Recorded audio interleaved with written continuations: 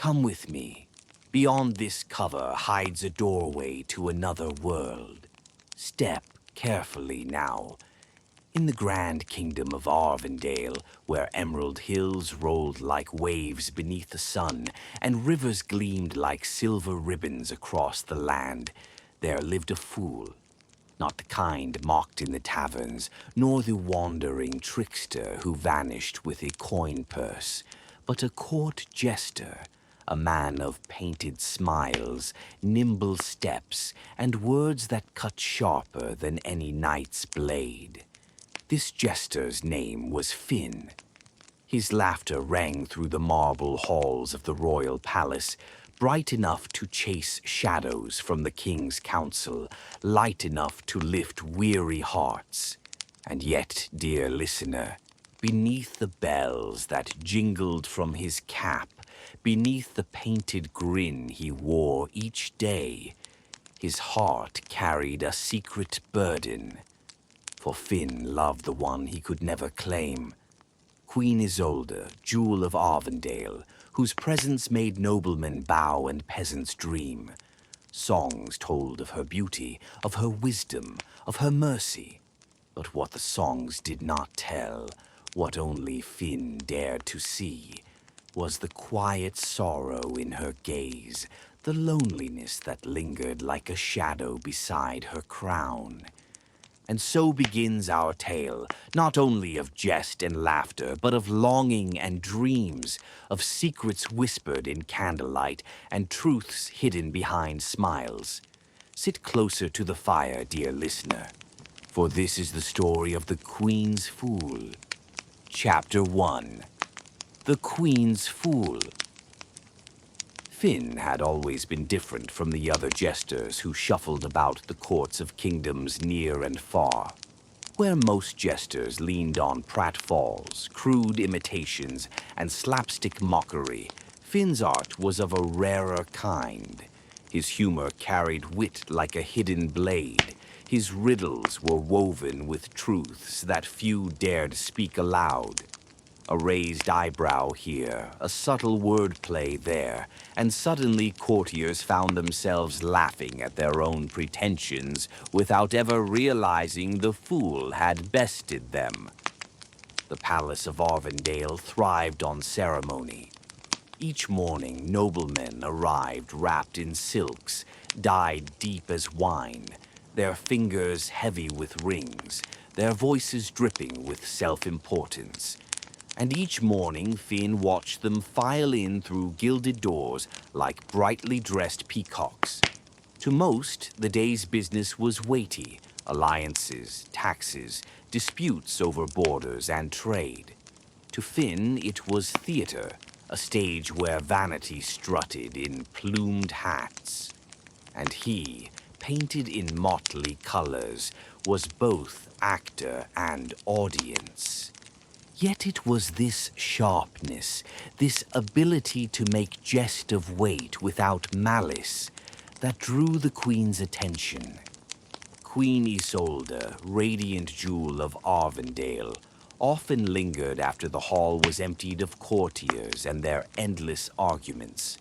Where others dismissed Finn's riddles as idle games, she leaned forward, her golden hair shimmering in torchlight, her sea-blue eyes alive with curiosity.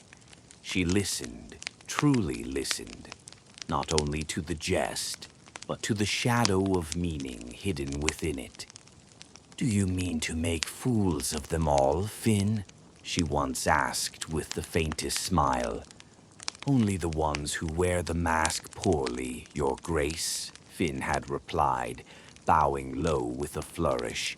"For a crown may sit on a head, but not all heads are fit for the weight." Her laughter that day had rung truer than all the applause he had ever earned. Isolde's beauty was legend, sung by minstrels across the kingdom. Eyes like deep oceans, hair like spun sunlight, a face carved with both strength and gentleness. Yet beauty alone was not her most striking quality. She bore a kindness rare among rulers, mercy in her decrees, and wisdom in her judgments. Farmers and merchants alike praised her fairness, and children flocked to her carriage when she passed. But what no song or tale spoke of was her solitude. For though the throne was never empty of advisers, guards, and nobles hungry for favor, few saw her as a woman. She was a crown, a symbol, a ruler, never simply a soldier. Every smile was measured, every word weighed, every gesture observed. Even in laughter she remained a queen, and it was a lonely burden. Finn, however, saw beyond the crown. In stolen glances and fleeting moments after court, he saw the weariness in her gaze, the longing in her posture when she thought no one watched. He saw the woman who bore the kingdom's weight on delicate shoulders, the woman who longed perhaps for a companion who could make her laugh without motive, who could let her feel, if only for a heartbeat, human again. And so admiration became devotion.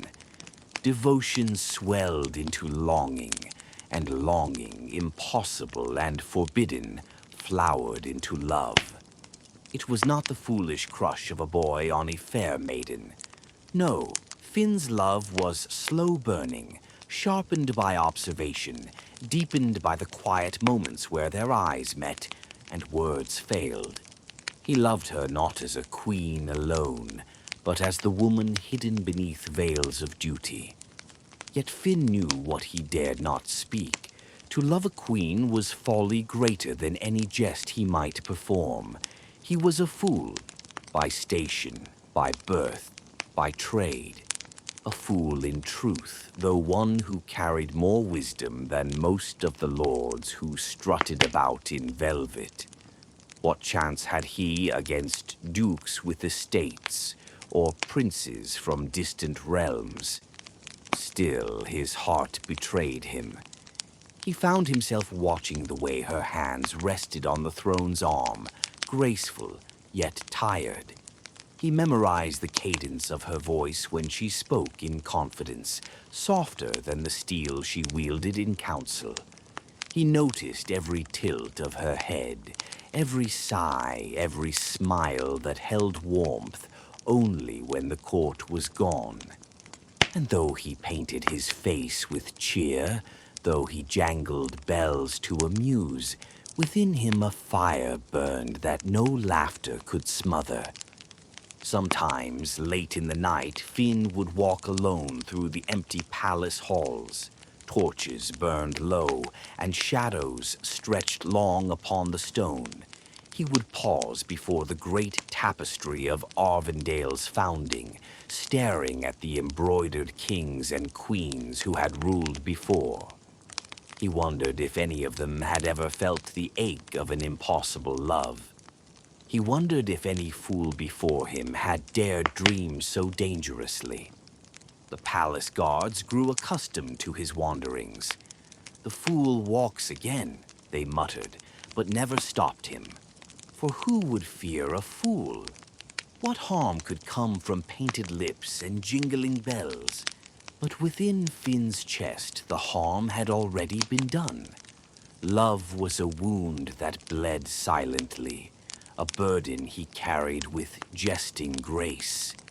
And though he masked it well, though he buried his longing beneath riddles and rhymes, he could not hide it from himself, nor perhaps from Isolde, whose gaze sometimes lingered a heartbeat too long when he spoke. He was her fool, her laughter, her fleeting reprieve from duty. And she was his everything. The flame of that secret love, fragile though it was, would one day ignite events that would change the fate of Arvindale forever. Thus ends Chapter 1, The Queen's Fool. But remember, dear listener, the tale is only just beginning. Until next time, I will keep the fire burning.